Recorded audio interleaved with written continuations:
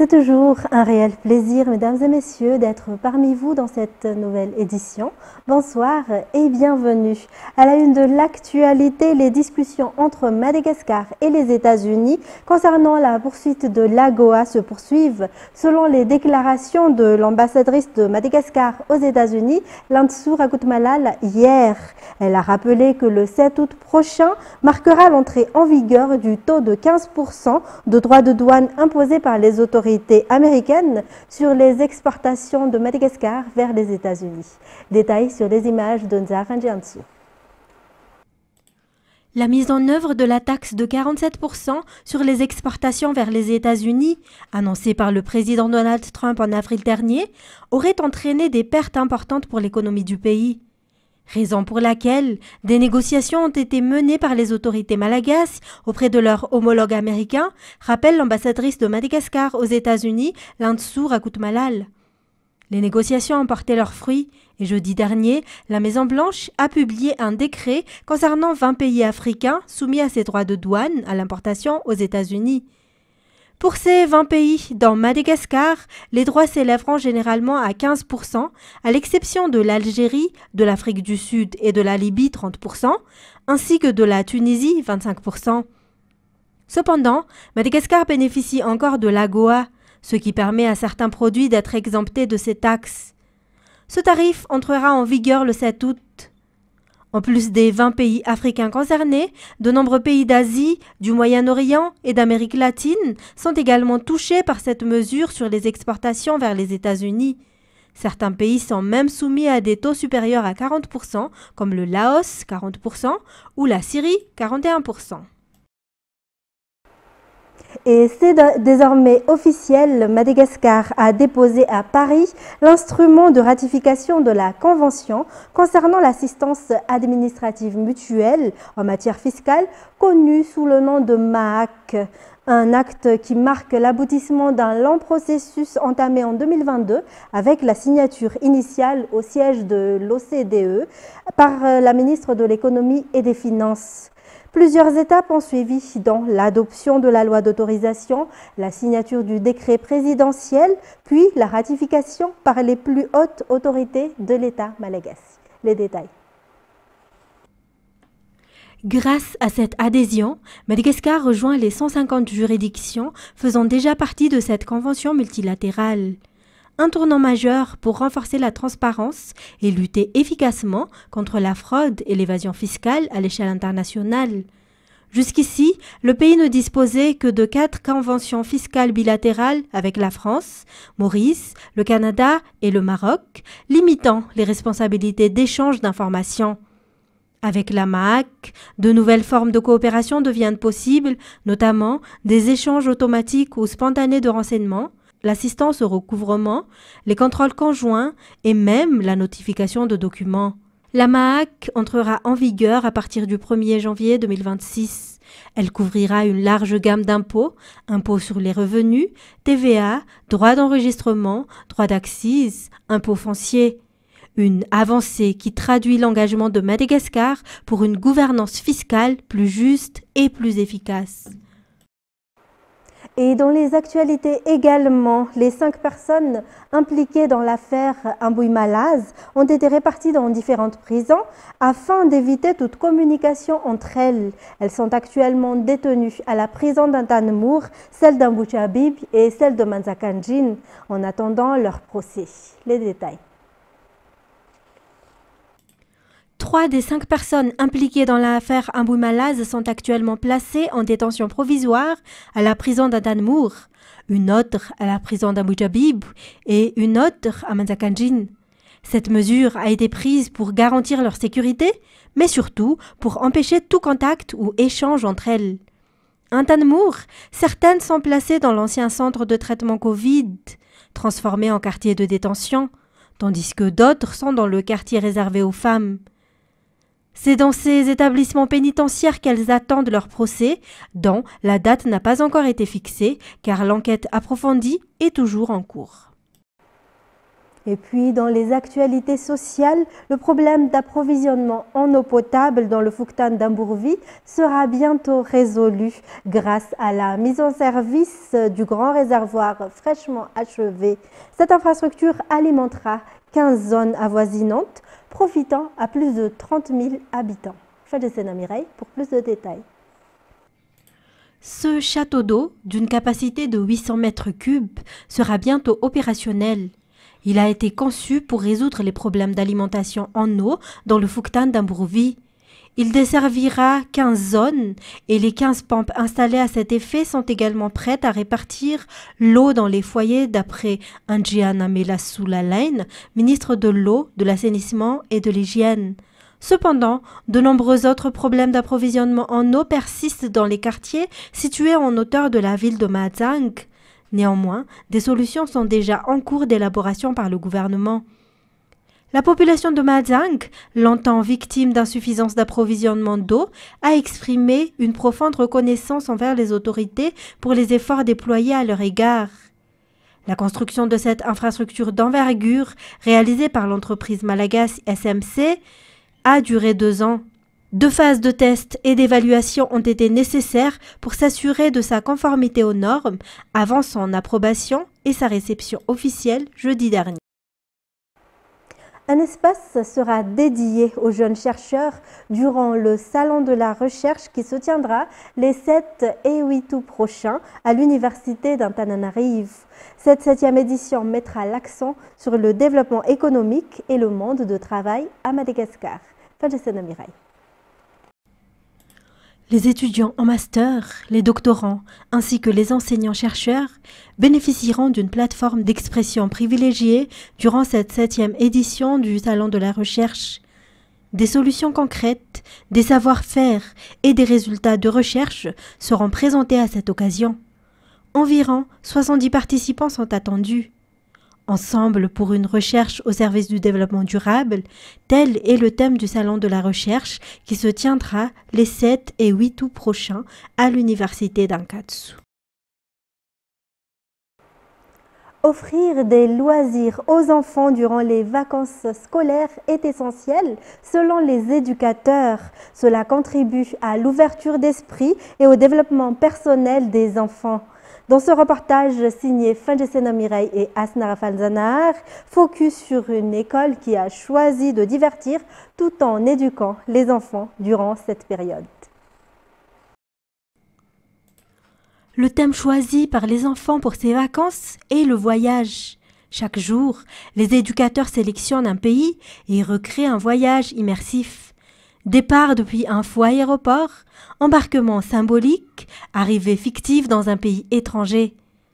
Les enfants découvrent ensuite la culture, la cuisine et les vêtements traditionnels du pays visité. Aujourd'hui, par exemple, c'est le Kenya. Les enfants reçoivent un passeport personnalisé. C'est une activité amusante, mais qui enrichit énormément leur culture générale. Même la langue du pays visité est pratiquée durant la journée. Quand c'est un pays anglophone, tous les échanges se font en anglais. S'il s'agit d'un pays francophone, on parle exclusivement en français, explique Raengu Rafenu Anchasu Miur, responsable de l'école. Concernant l'année scolaire 2025-2026, la phase d'inscription est déjà en cours de finalisation pour la majorité des élèves. Et dans les actualités internationales, les représailles d'Israël à l'attaque du 7 octobre 2023 qui a entraîné la mort de 1219 personnes côté israélien, qui en fait au moins 60 332 morts à Gaza, en majorité des civils, selon les données du ministère de la Santé du Hamas, jugées fiables par l'ONU. Sur les 251 personnes enlevées côté israélien le 7 octobre, 49 restent des otages à Gaza, dont 27 ont été déclarées mortes. France 24. Une foule se rassemble pour obtenir un repas chaud à Khan Younes. Après près de 22 mois de guerre, une famine généralisée menace les Gazaouis, alerte l'ONU. La souffrance et le désespoir se lisent ici sur les visages. Nous ne pouvons même pas trouver une miche de pain, même pas l'essentiel.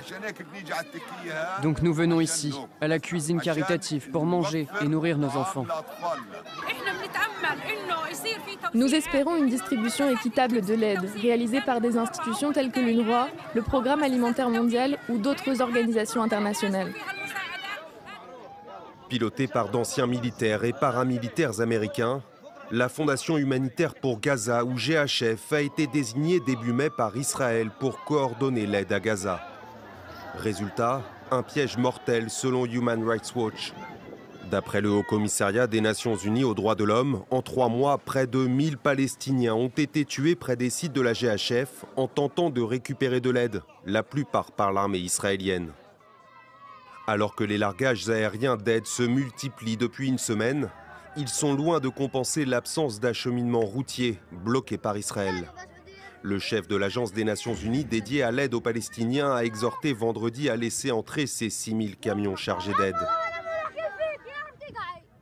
Le même jour, la branche armée du Hamas a diffusé une vidéo de l'otage Eviatar David, très affaibli. Sa famille n'a pas souhaité la diffuser. La veille, le djihad islamique diffusait celle de Rom Braslavski, lui aussi très amaigri. Son père interpelle le Premier ministre israélien. Bibi, avec tout mon respect, regardez-le dans les yeux. Voyez combien il est affamé. Regardez-le et dites-nous si cela peut continuer ainsi. Alors que 49 otages sont toujours retenus à Gaza, dont 27 morts selon l'armée israélienne, les négociations pour leur libération dans le cadre d'un cessez-le-feu semblent aujourd'hui au point mort. Et une opération de largage de vivres à Gaza s'est déroulée hier, a annoncé le président français Emmanuel Macron. Il a demandé à Israël d'ouvrir un plein accès humanitaire pour répondre au risque de famine. France 24. C'est le premier largage français. 10 tonnes de vivres parachutées sur la bande de Gaza. Depuis ce matin, la France vient en aide à cette population assiégée et affamée. Israël, depuis dimanche, autorise l'envoi d'aide humanitaire par les airs et les largages jordaniens, espagnols ou britanniques de s'enchaîner. Au sol, la foule se précipite au point d'arrivée pour tenter d'arracher sacs de farine ou de riz tombés du ciel. Dégage, dégage! Scène de bousculade où l'on joue des coudes ou des poings. Regardez comme la faim pousse les gens à se retourner les uns contre les autres. Geste de désespoir, certains cherchent dans la poussière de quoi apaiser leur faim. Des largages parfois inefficaces ou dangereux, lorsque, comme cette semaine, de l'aide humanitaire atterrit dans des zones militaires israéliennes ou sur des camps de réfugiés. Mohamed Alabi répare son habitation de fortune écrasée par un envoi d'aide. Une palette et son parachute allaient tomber sur ma tente. Ma fille était à l'intérieur. Ma femme a couru pour la sortir de la tente juste à temps. Parfois, c'est dans la Méditerranée que tombent les largages, poussant ces Gazaouis à se mettre à l'eau pour sauver ce qui peut l'être. J'ai failli me noyer, mais je l'ai fait pour mon garçon. Il m'a fait promettre de trouver quelque chose à manger, et voilà ces paquets de biscuits. Pour les ONG, comme pour les Nations Unies, ce ne sont pas quelques avions qui vont résoudre la situation de famine criante que connaissent 2 millions de Gazaouis. Pour Antoine Renard, c'est une goutte d'eau dans l'océan. Un avion va pouvoir livrer 7 parcelles. Un camion va pouvoir livrer 14 parcelles. Ces avions sont plus, je dirais, un cri d'alarme sur le fait que la population de Gaza a besoin d'assistance, mais ils ne sont pas une solution pour arriver avec du volume d'assistance. Une centaine de camions est entré dans l'enclave palestinienne. Il en faudrait 500 par jour. Des camions pris d'assaut et pillés par des habitants désespérés quand ils ne sont pas détournés par des gangs. Malgré les pauses dans les opérations militaires, l'armée israélienne n'est jamais très loin. Depuis la fin mai, selon l'ONU, 1373 Palestiniens ont été tués alors qu'ils allaient chercher de la nourriture. Donald Trump a annoncé sur son réseau Truth Social avoir ordonné que 2 sous-marins nucléaires soient positionnés dans les zones appropriées après des commentaires provocateurs de l'ancien président russe Dmitri Medvedev. Un peu plus tôt, Vladimir Poutine avait déclaré pour sa part que les conditions de paix restaient inchangées. France 24. C'est une fois de plus sur sa plateforme Truth Social que Donald Trump a annoncé la nouvelle, sans préciser le lieu du déploiement, ni s'il est question de submersibles à propulsion nucléaire ou porteurs d'ogives atomiques. J'ai ordonné le déploiement de 2 sous-marins nucléaires dans les régions concernées au cas où ces déclarations insensées et incendiaires auraient des conséquences plus graves que prévues. Une réponse aux déclarations de Dmitri Medvedev, le vice-président russe, très virulent envers Donald Trump. Il a récemment fait allusion à un système automatisé ultra secret permettant à Moscou de contrôler son arsenal nucléaire, même en cas de destruction de sa chaîne de commandement. Dans la foulée du message de la Maison-Blanche, Dmitri Medvedev a fustigé les ultimatums fixés par le président américain au sujet de l'Ukraine, les qualifiant de déclarations de guerre. Si des propos de l'ancien président russe déclenchent de telles réactions chez l'arrogant président des États-Unis, alors tout ce que fait la Russie est bien, et elle continuera dans cette voie. Le président américain a menacé d'imposer de dures sanctions économiques contre Moscou si son homologue russe ne met pas un terme aux hostilités en Ukraine d'ici la fin de la semaine prochaine. Mesdames et messieurs, fin de cette édition. Merci à vous de l'avoir suivi. Tout de suite après, retrouvez l'intégrale de la série Feint suivie de l'émission spéciale présentée par Jean-Claude Adjamalal. Quant à moi, je vous donne rendez-vous dès demain à la même heure pour de nouvelles éditions. Au revoir et excellente soirée sur Viva.